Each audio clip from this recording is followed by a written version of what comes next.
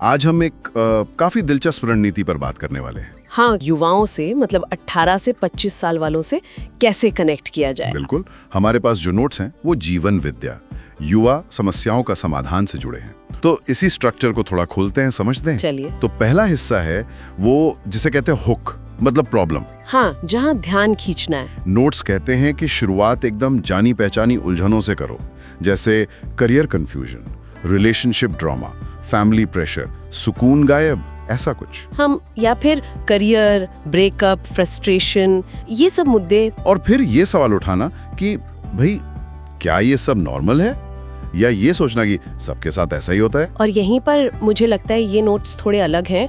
वो इस नॉर्मल वाली सोच पर ही सवाल खड़े कर रहे हैं। अच्छा, कैसे? मतलब कोई ये नहीं कह रहे हैं कि हाँ भाई ये तो होता ही है, बल्कि वो इशारा कर रहे हैं कि शायद ये प्रॉब्लम है जिनका हल हो सकता है, उन्हें बस जीवन का हिस्सा मानकर झेलने की जरूरत नहीं है। समझ गया।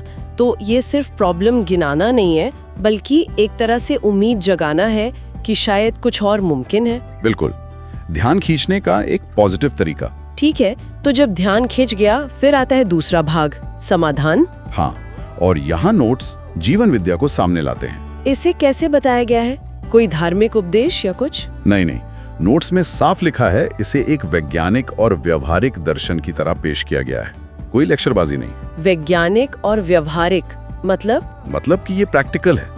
ये वो सवालों के जवाब ढूंढने में मदद करता है जो पहले हिस्से में उठाए थे। जैसे कि असल में हम हैं कौन, हमें चाहिए क्या, है ना? या फिर बिना स्ट्रेस लिए करियर कैसे चुने, रिश्तों में स्टेबिलिटी कैसे लाएं, अपनी सोच, अपनी भावनाओं को कैसे समझें, कैसे सुलझाएं। अच्छा, तो ये सेल्फ अंडरस्टैंडिंग, रिश्तों की क्लैरिटी, करियर डायरेक्शन, इन सब पर फोकस है। हाँ बिल्कुल, और दावा ये है कि ये हर उलझन का एक परमानेंट सॉल्यूशन खोजने का रास्ता दिखाता है। ठीक है, तो पहले प्रॉब्लम बताई, फिर जीवन विद्या को एक प्रैक्टिकल सॉल्यूशन की तरह पेश किया। अब तीसरा हिस्सा, अब आता है कॉल टू एक्शन। मतलब अगर किसी को ये बातें और गहराई से समझनी है तो आगे क्या? तो उसके लिए नोट्स में क्या सुझाव है? नोट्स में अभ्युदय संस्थान का जिक्र है, अछोटी, जिला दुर्ग, छत्तीसगढ़ में।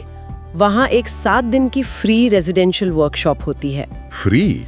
अच्छा। हाँ, मतलब रहना और सिखाना फ्री है, खाने का एक छोटा सा चार्ज है, करीब 150 रुपए रोज का। ये जानकारी तो काफी काम की है।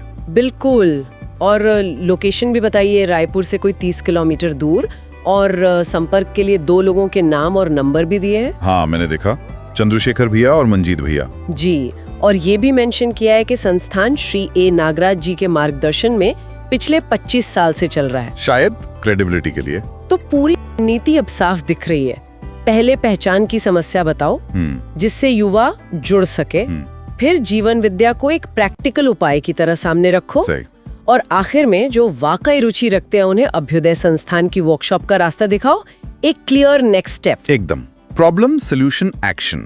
पर इस पूरी चर्चा से एक बात मेरे मन में आ रही है। बताइए। ये जो नजरिया है कि युवाओं की दिक्कतें नॉर्मल नहीं है, बल्कि सुलझाई जा सकने वाली समस्याएं हैं। हाँ। और जिनके लिए खुद को समझना जरूरी है। हाँ वही, अगर ये नजरिया ज्यादा लोग अपनाएं तो इसका क्या असर हो सकता है, मतलब युवाओं के सोचने के तरीके पर या समाज पर भी?